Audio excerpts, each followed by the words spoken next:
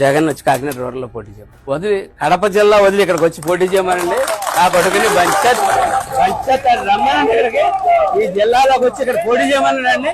ఆయన పోటీ చేయమంటే ఆడు పోటీ చేసిన రోజు ఆ దమ్ము ఆడుకుంటే కూటమి నాయకుల మానసిక స్థితిని తొందరగా వైద్యులకు చూపించాలని సూచన చేస్తున్నారు. ఎందుకంటే నిన్నగాక మొన్న పంతం నారాయణ మాట్లాడుతున్నాడు, దమ్ముంటే జగన్మోహన్ రెడ్డిని నా నియోజకవర్గంలో వచ్చి పోటీ చెయ్యి, నేను పోటీ చేస్తానని చెప్పేసి ఇష్టం వచ్చినట్లు పిచ్చి ప్రాణాపన వెళ్తాను. అసలు నానాజీ ఈ రాష్ట్రంలో టీడీపీ లేకపోతే జనసేన లేదు, జనసేన లేకపోతే టీడీపీ లేదు, వీళ్ళిద్దరు లేకపోతే వీళ్ళకి వచ్చే సీట్లు సున్నా. ఎందుకు వచ్చిన గొప్పలండి నానాజీ గారు? జగన్మోహన్ రెడ్డి గారితో పోల్చడానికి మీరంతా మీ బ్రతకంతా నేను అడుగుతున్నా. నానాజీ రాజీనామా చేస్తాను, మన ఇద్దరు కాకినాడ వచ్చి పోటీ చేసుకుందని చెప్పారు. మరి ఆ సవాల్ ఎందుకు స్వీకరించలేదు నానాజీ నేను అడుగుతున్నా. జగన్మోహన్ రెడ్డి గారితో పోల్చడానికి మీరంతా మీ బ్రతకంతా నేను అడుగుతున్నా. నానాజీ జగన్మోహన్ రెడ్డి గారికి నక్కకి నాకలోకానికి ఉన్నటువంటి తేడా ఉంది.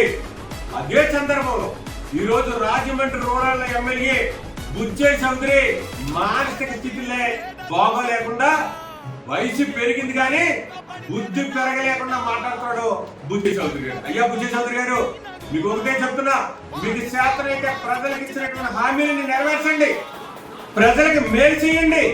అది చేత కాదు కానీ అసందర్భంగా మా జగన్మోహన్ రెడ్డి గారిని జైలుకి పంపేస్తాం, అక్కడికి పంపేస్తాం, కంచెలగూడ జైలుకి పంపేస్తాం, రాజమండ్రి. ఏదైనా మీ గొప్పలో మీకు దమ్ముంటే ధైర్యం ఉంటే రండి, సింగిల్ గా పోటీ చేద్దాం. 42% ఓటింగ్ ఉన్నటువంటి జగన్మోహన్ రెడ్డి గారికి మీకు పోలికా నేను అడుగుతున్నా.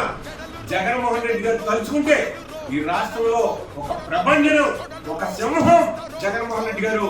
అటువంటి సింహంలో పోరాటం చేయడానికి ఈ తరం కాదు, ఎన్ని జన్మలెత్తిన ఎంతమంది కలిసి పోటీ చేసినా జగన్మోహన్ రెడ్డి గారికి ఉన్నటువంటి విలువని కానీ, జగన్మోహన్ రెడ్డి గారికి ఉన్నటువంటి దమ్ముని కానీ, జగన్మోహన్ రెడ్డి గారికి ఉన్నటువంటి సత్తాని కానీ మీరు ఎప్పటికీ చేరుకోలేరు.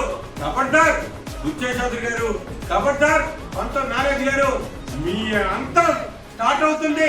త్వరలోనే ప్రజలు మిమ్మల్ని తిరుగుబాటు చేసి తరిమించారు, మీకు వచ్చే రోజు దగ్గర పడుతున్నాయి. జాగ్రత్త, గుర్తు పెట్టుకోండి అని చెప్పేసి అందరికీ హెచ్చరిస్తున్నారు.